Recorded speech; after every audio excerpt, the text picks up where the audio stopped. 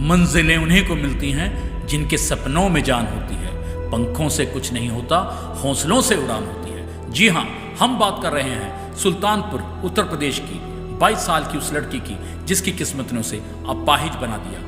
पर उस लड़की ने अपने हौसले की ताकत से वो मुकाम हासिल किया, सफलता के उस शिखर तक जा पहुंची जहां पहुंचना लोगों के लिए मुश्किल ही नहीं नामुमकिन है। जी हाँ, दुनिया के सबसे ऊंचे शिखर 8,850 मीटर ऊंचे माउंट एवरेस्ट पर मोटिवेशन की ऐसी मिसाल जो किसी ने आज तक ना तो देखी होगी और ना ही सुनी होगी। उसकी कहानी लाखों करोड़ों लोगों में प्रेरणा की वो मशाल जला सकती है जो किसी भी व्यक्ति की जिंदगी को बदल के रख दे। जी हाँ, हम बात कर रहे हैं मिडिल क्लास फैमिली में पैदा हुई अरुणिमा सिन्हा की। ईयर 2011 में वो पद्मावत एक्सप्रेस से जॉब इंटरव्यू के लिए लखनऊ से दिल्ली जा रही थी। कुछ बदमाशों ने उसकी गोल्ड चेन छीनने की कोशिश की।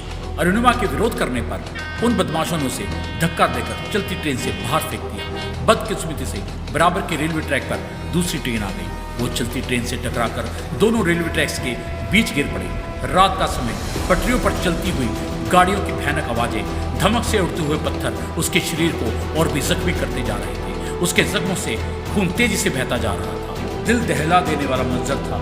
जब उसने अपने पैर को हिलाने की कोशिश की तो उसे समझ आया कि उसका एक पैर कट चुका है। वो रात भर जिंदगी और मौत के बीच जंग लड़ती रही। अरुणिमा ने बताया, उस रात लगभग 49 गाड़ियां मेरे आसपास से गुजरी थी। चूहे मेरे घायल पैर को कुतर रहे थे। सारी रात मैं दर्द से करहाती रही। मैं मदद के लिए चिल्ला रही थी, लेकिन मेरी आवाज़ सुनने वाला वहाँ कोई नहीं था। जब सुबह गांव वालों ने देखा तो अस्पताल ले जाने का इंतज़ाम करने लगे। ना तो वहाँ कोई एम्बुलेंस थी और ना ही कोई प्राइवेट कार। उन्होंने कुली का सामान ढोने वाला एक ठेला लिया और उस पर लिटाकर उसे बरेली हॉस्पिटल ले गए। उसके शरीर में मल्टी फ्रैक्चर हो चुके थे, स्पाइनल कॉर्ड डैमेज हो चुकी थी, उसकी दूसरी लात की हड्डियाँ भी बाहर आ चुकी थी। अरुणिमा बेड पर दर्द से करहा रही थी। कटे हुए पैर को शरीर से अलग करना जरूरी हो चुकी थी। डॉक्टर्स आपस में बात कर रहे थे कि ना तो उनके पास ब्लड अवेलेबल है और ना ही एनेस्थीसिया। अरुणिमा ने उनकी बात सुनी और बोली, मैं चलती ट्रेन से गिरकर भी जिंदा हूँ। मेरा एक पैर कट गया, खून बहने के बाद भी जिंदा हूँ। मैं 6 घंटे तक पटरियों के बीच पड़े रही तो भी जिंदा हूँ। डॉक्टर साहब, बिना एनेस्थीसिया के आप मेरा पैर काट दीजिए, यकीन कीजिए मैं फिर भी जिंदा रहूँगी। उस लड़की के हौसले और हिम्मत को देखकर डॉक्टर्स हैरान हो गए। उन्होंने एक ब्लड यूनिट का इंतजाम किया और उसका एक पैर काट दिया। अरुणिमा बेहोश हो गई। जब यूपी सरकार को ये पता चला कि वो लड़की 7 time volleyball national player winner है तो उसे बरेली से लखनऊ हॉस्पिटल शिफ्ट किया गया और उसके बाद फाइनल इलाज के लिए उसे एम्स दिल्ली लाया गया। अरुणिमा जिंदगी और मौत से लगभग 4 महीने तक लड़ते रहे। डॉक्टर्स हार मान चुके थे। परिवार और समाज की नज़रों में वो कमज़ोर और अपाहिज हो चुकी थी, लेकिन अरुणिमा ने अपने हौसले में कोई कमी नहीं आने दी। उसने किसी के भी आगे खुद को बेबस और लाचार स्वीकार करने से इनकार कर दिया। स्वामी रामाकृष्णा मिशन वडोदरा ने अरुणिमा के लिए प्रोस्थेटिक लेग का इंतजाम किया। घुटने से नीचे लेग को काटकर प्रोस्थेटिक लेग यानी कि आर्टिफिशियल लेग इम्प्लांट की गई। अरुणिमा ने अपनी कमजोरी पर विजय पाने के लिए एक ऐसा लक्ष्य बनाया जो फिजिकल फिट इंसानों के लिए भी असंभव जैसा लगता है, और वो लक्ष्य था विश्व के सबसे ऊंचे पर्वत शिखर माउंट एवरेस्ट पर क्लाइंब करना। लोगों ने कहा, जो ठीक से चल भी नहीं सकती वो माउंट एवरेस्ट पर कैसे चल सकती है। ये लड़की शरीर के साथ साथ दिमाग से भी अपाहिज हो चुकी है। अरुणिमा कहती है, मुझे उन लोगों पे तरस आ रहा था। उनका हंसना स्वाभाविक था क्योंकि उन बेचारे लोगों ने ऐसे लोग देखे ही नहीं जो अपने लक्ष्य को प्राप्त करने के लिए परिस्थितियों को बदलने की हिम्मत रखते हो। अरुणिमा की बातों पर किसी ने यकीन नहीं किया सिवाय उनके भाई के।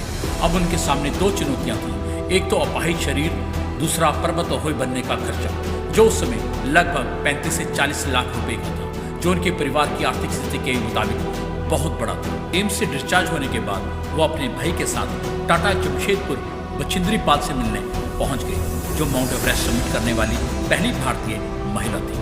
बछिंद्री पाल ने उसकी पूरी कहानी सुनी और कहा, मेरे बच्चे, इन हालातों में भी आर्टिफिशियल लेग के साथ माउंट एवरेस्ट चढ़ने का जो साहस तुमने दिखाया है, सच में तुम क्लाइंब कर चुकी हो, लक्ष्य प्राप्त कर चुकी हो। केवल दुनिया को तारीख बताना ही बाकी रह गया है। इन शब्दों ने अरुणिमा की ताकत और हौसलों को कई गुना और बढ़ा दिया। माउंट एवरेस्ट समिट करना बहुत ही जोखिम भरा काम है। इसके शिखर तक पहुंचने के लिए हजारों लोग अपनी जान गंवा चुके हैं। इसकी ऊंचाई से तालमेल बनाने के लिए लगभग 40 से 50 दिन लग जाते हैं। यहाँ हवा की रफ्तार 320 किलोमीटर पर आवर तक पहुंच जाती है। यहाँ का टेम्परेचर -55 से -60 डिग्री सेल्सियस के बीच रहता है। अब तक पूरी दुनिया से लगभग 4000 लोग इस पर चढ़ने की कोशिश कर चुके हैं। सैकड़ों लोगों की इस पर खुली कब्रगाह बन चुकी है। जो लोग शिखर तक पहुंच भी जाते हैं वो सारे के सारे जिंदा वापस बेस कैंप तक नहीं पहुंच पाते। माउंट एवरेस्ट के शिखर तक पहुंचने के लिए कई डेथ जोन क्रॉस करने पड़ते हैं। 55 दिन की हार्ड क्लाइंबिंग के बाद शिखर तक पहुंचने के आखिरी 17 घंटे इस कदर मुश्किल थे कि वेल ट्रेन माउंटेनियर्स के भी हौसले टूट जाए। जीरो ऑक्सीजन, बर्फीले तूफान, माउंटेन स्लाइडिंग। अगर कोई पूरी तरह से अपने आप को एंकर ना कर सके तो तेज हवाएं उसे बर्फीली खाइयों में धकेल दें। कैंप 4 से कैंप 5 तक बढ़ते हुए हालातों को शेयर करते हुए अरुणिमा कहती हैं, तेज स्नोफॉल हो रही थी, हम आगे बढ़ रहे थे, मेरा आर्टिफिशियल लिम्ब बर्फ में धंस गया। वहाँ रुक पाना लाइफ को खतरे में डालने जैसा था। सब लोग कह रहे थे की मूविंग, लेकिन मैं आगे कैसे जा पाता। अगर मैं जोर से पैर को निकालती तो आर्टिफिशियल लेग वहीं रह जाती। मैंने हिम्मत करके उस लेग को बर्फ से बाहर निकाला और दोबारा फिट किया। आगे का मंजर और भी खौफनाक था। कई और देशों के क्लाइंबर्स बर्फ पर गिरे पड़े थे। देखने में वो जिंदा लग रहे थे। जब हाथ लगाया तो पता चला कि उनकी सांसें बंद हो चुकी थी। एक कोरियन लड़की ऑक्सीजन के बिना छटपटा रही थी। उसका ऑक्सीजन सिलेंडर खत्म हो चुका था। उन हालातों में फैसला करना मुश्किल हो रहा था कि अगर हम उसकी मदद करें तो कैसे करें। यदि आप अपना ऑक्सीजन सिलेंडर उसे दे देते हैं तो आप उसकी जगह तड़पते हुए मर जाएंगे। इन हालातों को देखकर टीम के हौसले टूटने लगे। वो बोलने लगे, गिव अप करते हैं। अगर शिखर तक पहुंच भी गए तो वापस बेस कैंप तक जिंदा नहीं पहुंच पाएंगे। अरुणिमा ने गिव अप करने से इनकार कर दिया। वो कहती हैं, मैंने ईश्वर को याद किया और कहा ये सब एवरेस्ट समिट पूरी कर पाएं तो बहुत खुशी की बात होगी। अगर ये नहीं भी कर पाए तो मैं इनके ब्याह पे ये समिट पूरी करके जिंदा वापस लौटूंगी। आखिर 21 मई 2013 को सुबह 10:55 पर माउंट एवरेस्ट के शिखर पर पहुंच गई और भारत का तिरंगा लहराया। वहां बैठकर उसने अपने बीते हुए हालातों को याद किया और अपनी सफलता के लिए ईश्वर को धन्यवाद दिया। इस कामयाबी के साथ अरुणिमा माउंट एवरेस्ट सबमिट करने वाली पहली दिव्यांग महिला पर्वतारोही बन गई। वो यहाँ तक ही नहीं सीमित रही, इसके बाद विभिन्न महाद्वीपों के 5 अन्य शिखरों पर भी विजय हासिल की और भारत का तिरंगा लहराया। 2015 में उन्हें पद्मश्री अवार्ड से सम्मानित किया गया। उसके बाद उन्हें कई नेशनल और इंटरनेशनल अवार्ड्स भी मिले। Tenzing Norgay national adventure award, first lady award 2015, Malala award, Yash Bharati award, Rani Laxmibai award इत्यादि।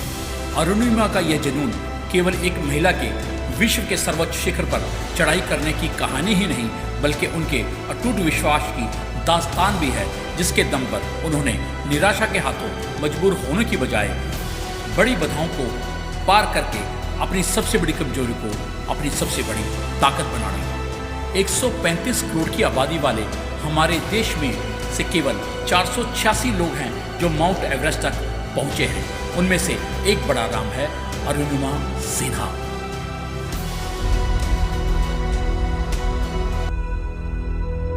दुनिया में वो इंसान जो शरीर रूप से बिल्कुल तंदुरुस्त हैं, वो सही दिशा में मेहनत करने की बजाय अपनी नाकामियों का दोष अपनी किस्मत पर देते रहते हैं।